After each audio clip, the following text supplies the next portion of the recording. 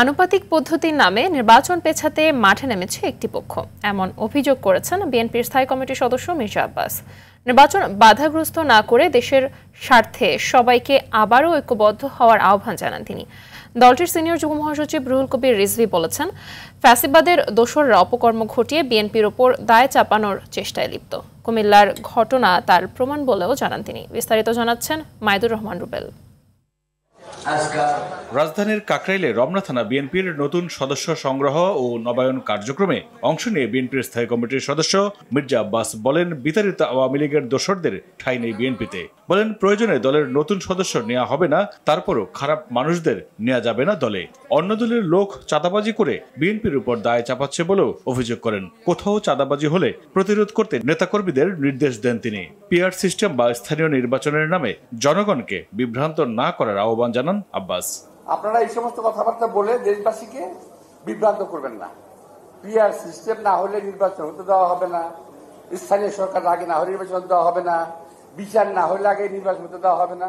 আরে ভাই, আপনাদের শুধু না বলার জন্য বলা হয়েছে নাকি? আর আমরা বিএনপি যদি বলি হবে হবে এবং হবে, হতেই হবে।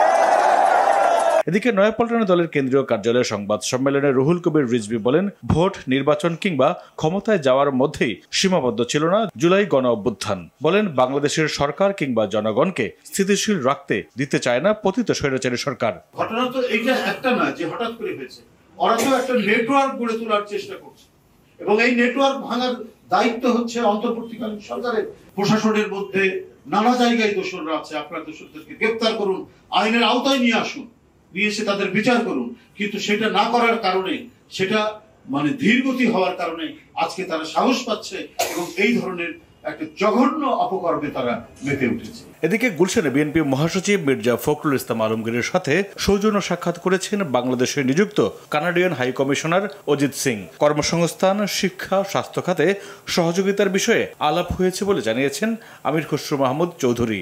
আগামী নির্বাচনে সুবিধা নিতে কিছু রাজনৈতিক দল বিভিন্ন ধরনের ইস্যু তৈরির চেষ্টা করছে বলেও জানান তিনি।